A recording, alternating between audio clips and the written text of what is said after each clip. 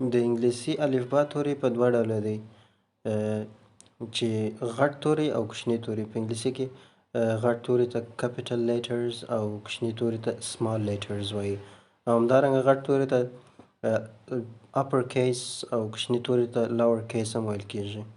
نو غټ توري سو upper case یا هم capital letters او کوچني توري سو lower case او یا هم small letters. ښه نو چې د انګلیسي الفبا توري په دوه ډوله سو، غټ او کوچني توري. نو د دوی د استعمال ځایونو ته راځو.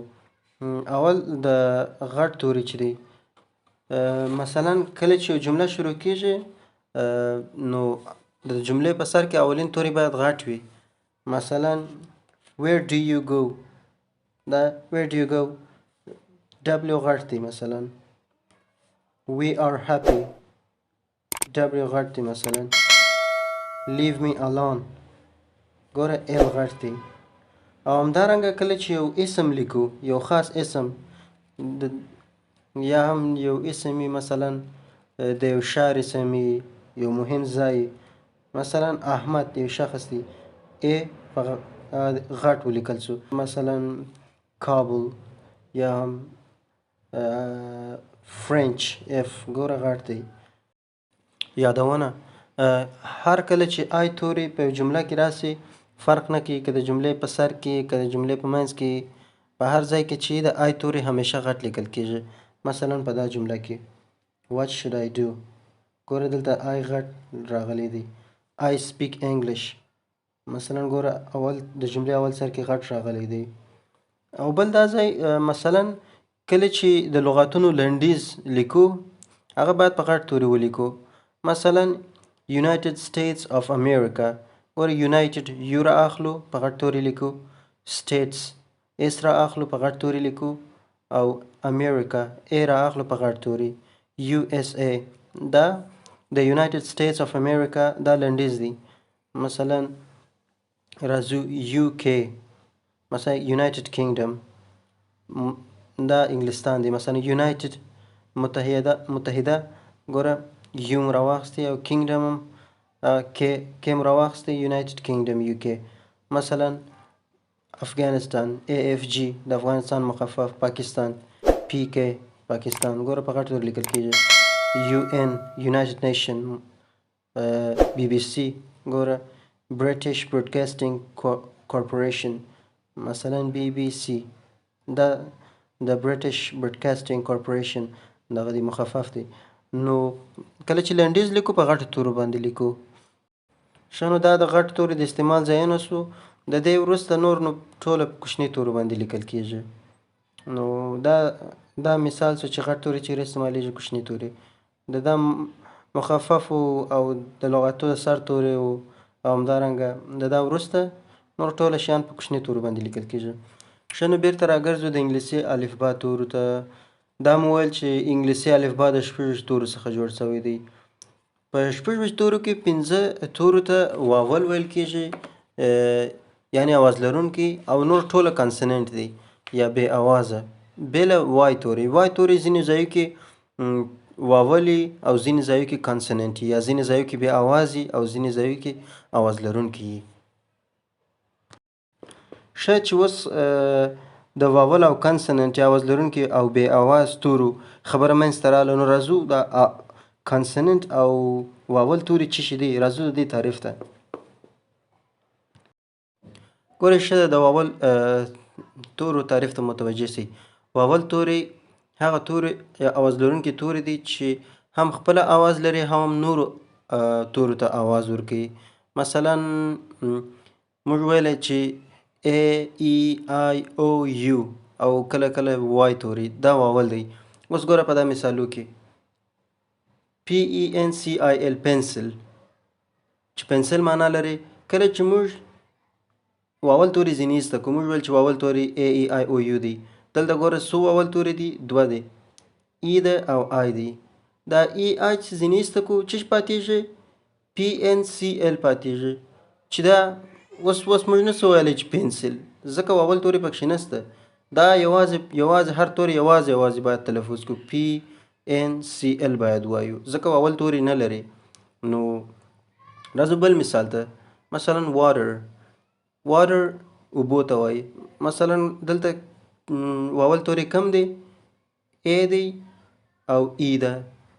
ګوره AE دا دواړه ځینې ایسته کو WTR پاتېږي. اوس نسو ویلی چې واټر ځکه چې اوس واول توري نسته پکښې کې، یوازې کانسننټ بې آواز پاته سو. نو دا بې له واول دا توري هیڅ نه ویل کېږي.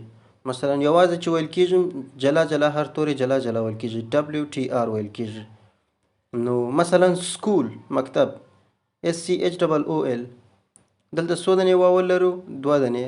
دا او توري واول دی. دا دواړه واول توري ځینې ایسته که اوس نسې ویلی چې سکول. ولې؟ ځکه چې اوس واول نسته پکښې، یوازې کانسننټ بې آوازه توري پاته سو. بې آوازه توري داسې دی لکه چې هیڅ سا نه لري، هیڅ دغسې مړ پروت دی. نو اوس ګوره مخکې چې واولي سکول ویلی سو مکتب معنا لري، او کله چې واول ځینې ایسته کو هیڅ معنا نه لري.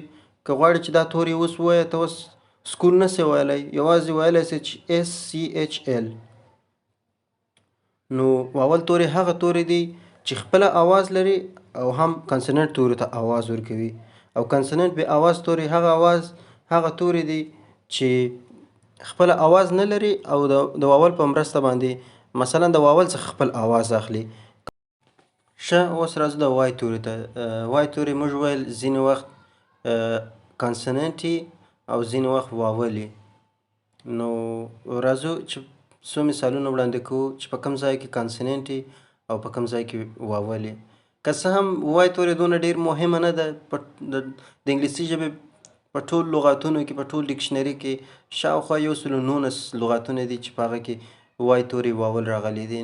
دونه مهمه نه ده، خو بیا هم په دې خاطر چې پوه سئ راځو څو مثالونو ته چې په کوم ځای کې کانسننټ دی او په کوم ځای کې واول دی، یعنی په کوم ځای کې آواز لري او په کوم ځای کې آواز نه لري. په درې حالتونو کې د وای توري واول بلل کېږي. نو راځو مثالونه چې په کوم حالتونو کې. لومړی، هر کله چې یو لغات راغلی وي په هغه لغات کې هیڅ واول یا آواز لرونکي توري نه وي، نو په هغه کې یوازې وای وي، هغه وخت کې وای واول بلل کېږي. مثلا راځو جیم. په جیم کې GM سایلنټ دی، وای راغلی دی، نو په دا ځای کې وای واول بلل کېږي. مثلا ډرای، ګوره DR سایلنټ توري دی، نور هیڅ واول په دا ځای کې نشته، یوازې وای راغلی دی، نو په دا ځای کې وای واول بلل کېږي. مثلا بای، بي سایلنټ دی، وای راغلی دی، نو دا واول بلل کېږي. او همدارنګه مای، کرای، دا ټوله. دوم، هر کله چې وای توري د یو لغت اخرنی توري وي، د یو لغت په اخر کې راغلي د ای او آی آواز ولري، په هغه صورت کې وای واول دی.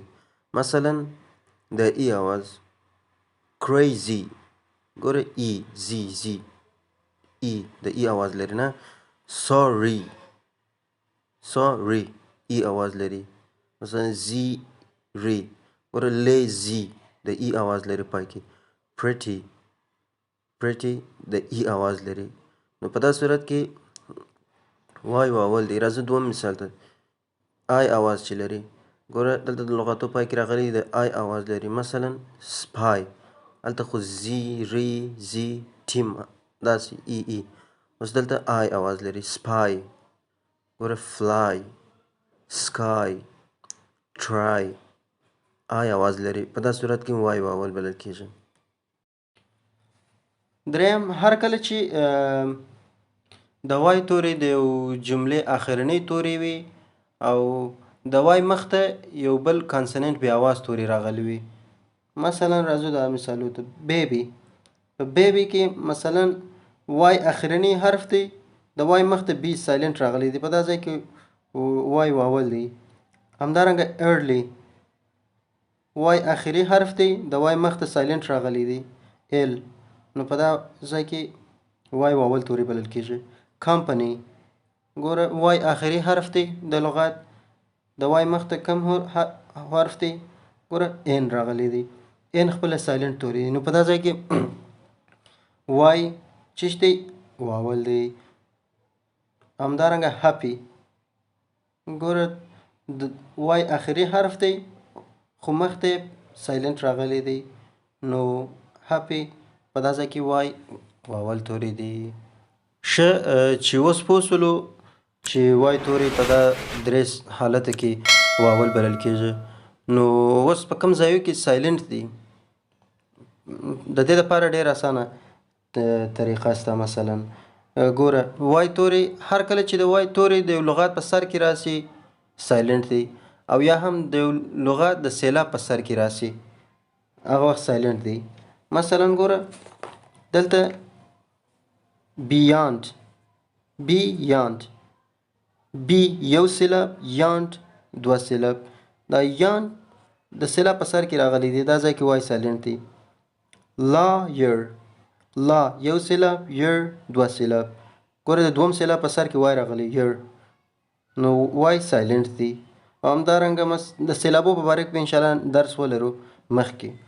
اوس ګوره د لغات په سر کې یارډ ګوره د لغات په سر کې راغلی دی اوس سایلنت دی. بس د دې لپاره همدا یو قانون دی خلاص. نور ښه وخت ولرئ انشاءالله نوې درسونه به ولرو. تاسو هم خپل تمرین کوئ.